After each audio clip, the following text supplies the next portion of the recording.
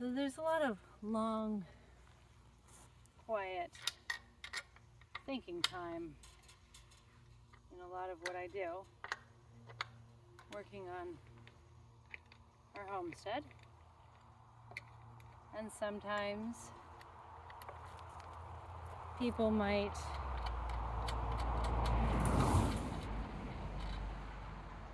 listen to music or audiobooks or podcasts or something, and sometimes I do. And sometimes I just think. I like having the quiet, listening to the birds and thinking.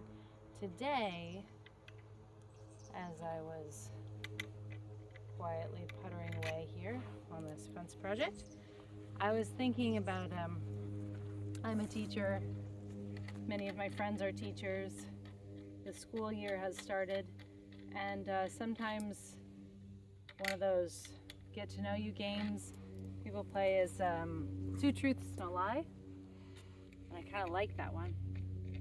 Once I was with my auntie at Sylvia's Beach Hotel on the coast of Oregon, and they have dinners where they pair you with 3 other couples, so it's 8 people at a table, and they have you play Two Truths and a Lie, but you get to ask questions. So someone introduces themselves and says, "Hi, my name's Ariel, and I've had a pet mouse that lived on my shoulder. I've backpacked across the country with a fish tank, and I've spent a summer doing research in Antarctica." And then everyone else at the table gets to ask follow-up questions as if it was a normal conversation. And you're like, wow, Antarctica, a summer. So is that summer here or summer there? And I would say, oh yes, it was our winter, their summer, because that's when most of the research happens. There's only about 1,000 people that spend the winter down there.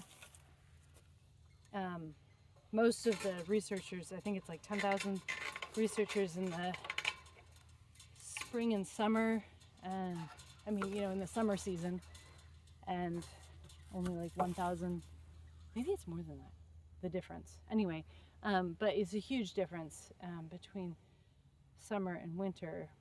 The population just plummets, but there's a lot of researchers and then support staff there in the summer, support occupations, support people. But it's light all the time in the summer and dark all the time in the winter. So there's some things like stargazing that it's great for in the winter, but a lot less going on. And then someone else might say, and anyway, it would continue. So I thought I would just tell you stories about those 3 things. I'm going to stop pretending like someone's asking questions. And 2 of them are true, and one of them is not so true as I work away at this, because I thought that would be fun, and you can guess which one's true. So I think the first story I said was that I had a mouse that lived on my shoulder, and I was in 10th grade, and I had gotten my mom to agree to let me have a tarantula. I said, I bet if I can clean my whole room in however long, can I have a pet tarantula? And she didn't think I could do it, so she said yes, and I did it. And so she said, okay, you can have a pet tarantula. And I said, what if instead of a pet tarantula, I had a pet rat? And of course, these were all literary references. I just read a short story about a kid who had a ballerina tarantula, the ones with the pink-toed tarantula.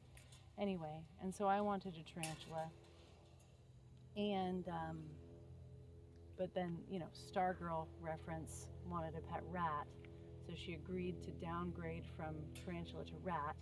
And then it was the last day of school, and my creepy friend called me and said, "Do you have something to put a small animal in?" He's like, alive or dead, because he was one of those kinds of friends. And he said, "Just brings me something to put an animal in." And he was in the cemetery, of course, waiting for me, and looking down into his hat.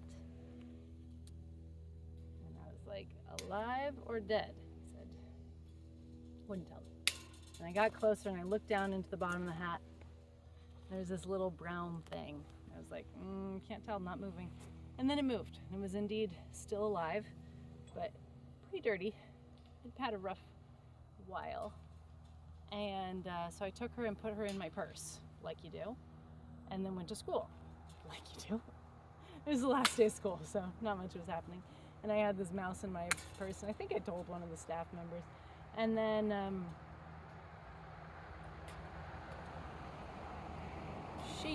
anyway, long story short, she went on to live on my shoulder. I'd fly on the airplane, I'd just put my hair down and have her on my shoulder. We went camping in the woods, and I hung her in my purse so that she was not touching anything, so she'd be fairly safe from the wild mice, of course. And then, let's see, I went to the Mall of America with her. Yeah, so I'd fly on the airplane, just hide her, and then went to the Mall of America, and I met a kid with a boa constrictor who was like part of some petting zoo or something. I gotta go on that side. I'm gonna turn around.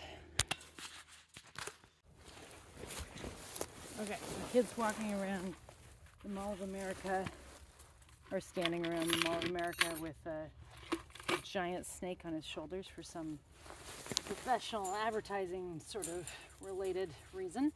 And I had the mouse on my shoulder, and he was like, "You have a mouse on your shoulder." And I was like, "You have a snake on your shoulder. That's way weirder." And he's like, "Yeah, but I'm getting paid, so that makes that normal and reasonable."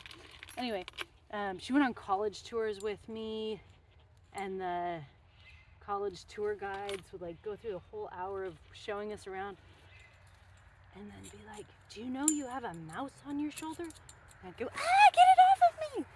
Yes, I know I have a mouse on my shoulder. And I could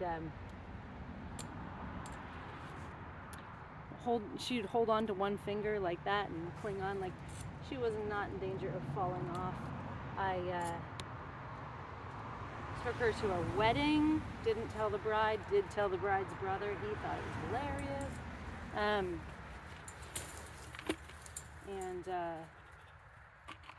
Let's see. Each one of these has to be answered. Yeah, I rode a motorcycle with her, went in a hot air balloon with her. She's a good mouse. Anyway, went to see Ratatouille in theaters with her, and she loved going to the movies. And she would sit on the armrest, and I'd feed her popcorn. I'd have like a little bottle cap of water, and just like whatever I was eating or drinking, I'd just share with her. And she'd be in my pocket, and then she'd come out and be like, "What'd you have for me?" And she'd like take her poop out of my pocket, so it was very clean. And at first she just slept on my bookshelf, like no cage. And then I made her a cage, and it had this little compartment, like this little climbing structure I made with a hole in the bottom, so she had like a little hidey spot. And I went to clean her cage after a, improperly long amount of time, but she didn't spend that much time in her cage, so it's okay. And I went to clean her cage, and like it wasn't dirty. And I was like, "Where's all your poop?" Looking around, and then I opened up that little bottom compartment. It was just stuffed full of poop, and she'd made herself a little outhouse because it was had a hole in the top, and then this little compartment, and then three walls and a ceiling above that, and so it was a perfect little outhouse. It's like, cute, potty trained mouse. Who knew? Anyway, Ratatouille in theaters. I think that is my whole story about my pet mouse, Marlequin, named Marlequin. For some reason, that sounded like flowers for Algernon. Okay, so that was my mouse story. Let's see. Oh, backpacking across America with a fish tank. That was my second story. So that was high school with the mouse. In college, I was in dorms, and so I wasn't allowed to have a pet, which is a bummer because I really like pets. And I've always had pets. And you could have fish, anything that could live in a fish tank. So I got really into my fish tank. But I was going to school in Nevada, Missouri, and the water was like non-potable. So to get water for my fish tank, I had to walk down the street to the grocery store with gallon jugs and then walk back and put it in my fish tank, from the water machine at the water refill machine at the grocery store. And it takes 10 gallons to fill the fish tank. So I had to go back and forth a lot of times to get my 10-gallon tank all full. I can only carry like 2 gallons at a time. And I was up 3 flights of stairs too to get to my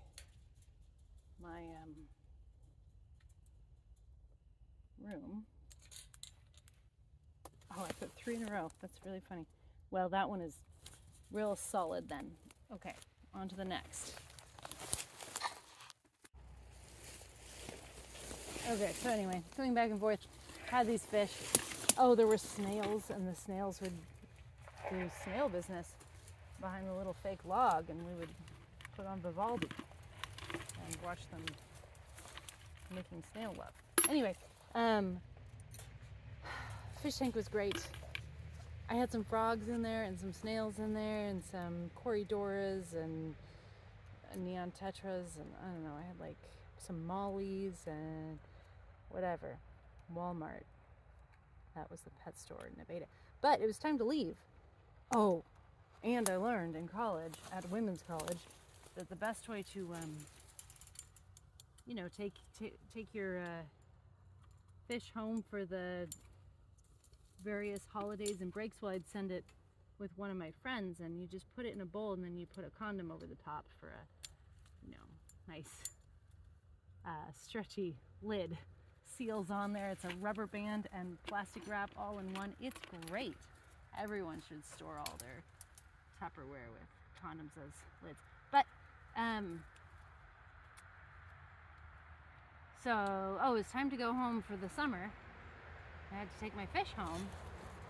I lived in Alaska, but I was 19, college, and needed to do some exploring. So I wasn't going to go straight home. I was going to go backpacking across America first for 2 months. And I went on the train and the bus and the subways and state ferry and everything. Anyway, so I went up and stayed with my friend at Carleton College from Missouri to wherever that is for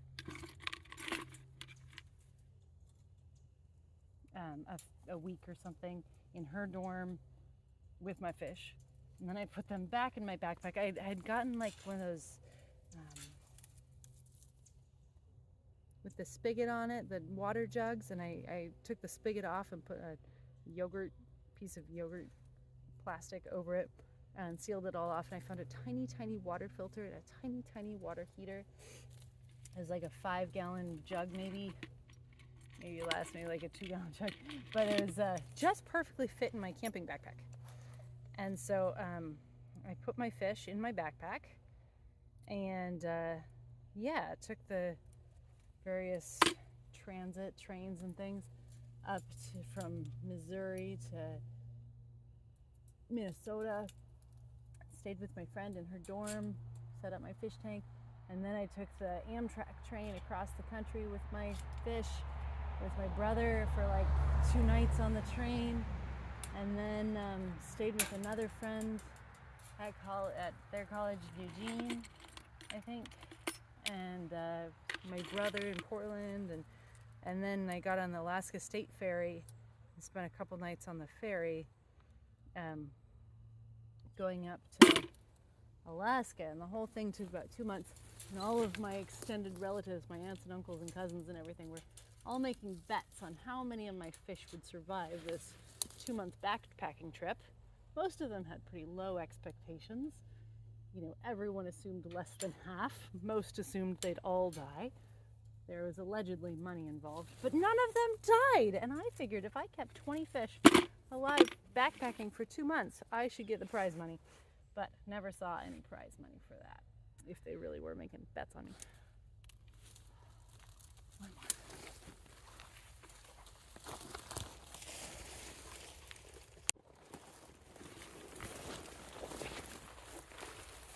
Okay, last story. I'm almost out of clips, so let's see which one happens first. So I think I started with my Antarctica story. So I was going to college in Alaska, and there's actually like a strangely lot of Alaska, University of Alaska sends a few students to Antarctica every year, it seems like. But there was someone who did a research project on the seals, but I did not. So I was doing environmental sciences and geology and stuff for my undergraduate, and I saw this. It must have been like a flyer in the geology department or something, but like nobody else from the Juneau, Alaska was doing it. But somehow I heard about this opportunity to get 9 upper division geology credits for relatively cheap while studying ice fields. And I was like, sweet, sounds fun, let's do it. And it cost a considerable amount of money, but 9 upper division geology credits. And I was an undergrad, so basically my job was to ski and dig holes.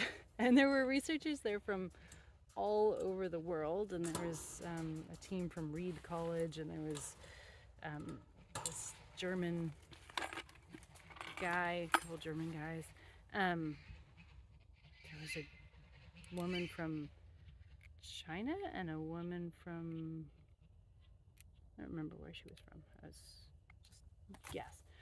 But anyway, we lived in these like weird little hut things that were fairly weatherproof, and there were not a lot of women, so very few of us that year in the undergrad sort of wing of things.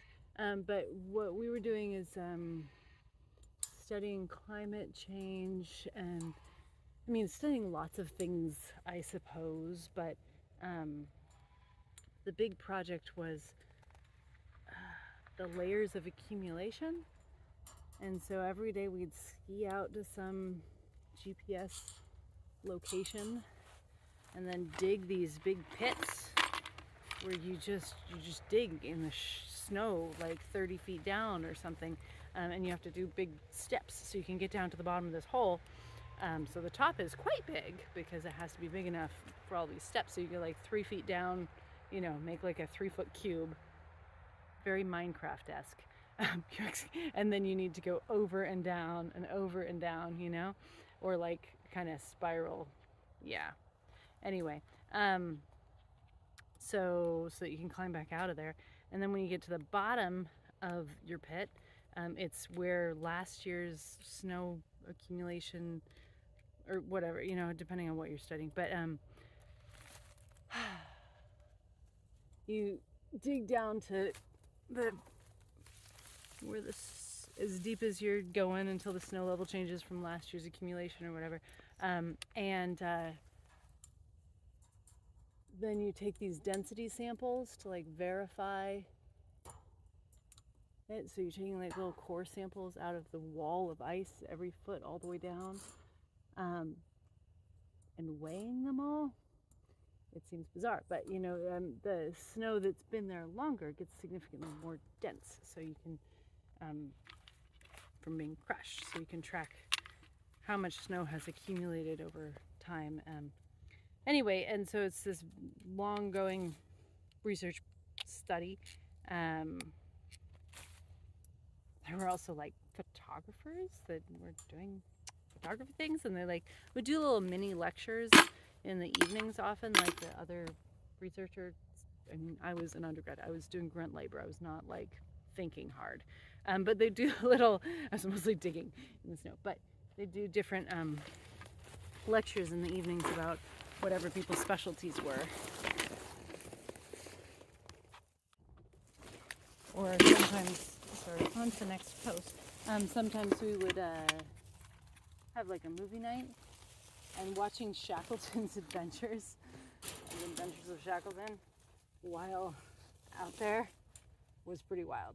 Like, how did we? It must have been a projector. I don't know. And there was like a library of books left up there, and to go through, and strange things. So at the beginning of the season, you have to unpack everything, get it all set up, and then at the end of the season, everything's got to get put back away and weatherized to just sort of be abandoned for the winter. But I got to rappel into a crevasse. Someone was doing research with, I don't know, density layers or something in the crevasse, and so I was hanging in there. You do these prusik loops and slide yourself down the rope, tie off to a snow machine up above, and then you're like, there's these like cliffs, ice bridges, snow bridges anyway, but we held down into the crevasse, and then underneath it opened up way bigger than the little crack we could see from the top, because it's a snow bridge over the top of the crevasse, and it was just like everything was glowing blue, and it's out of the wind, so it's really quiet, and it's just like so wild, so peaceful. It was like sense of belonging right there. I just felt perfectly at peace. Anyway, 2 of these stories are totally true, and one of them is a little bit not true. Up to you to guess which one's which. I need more cups.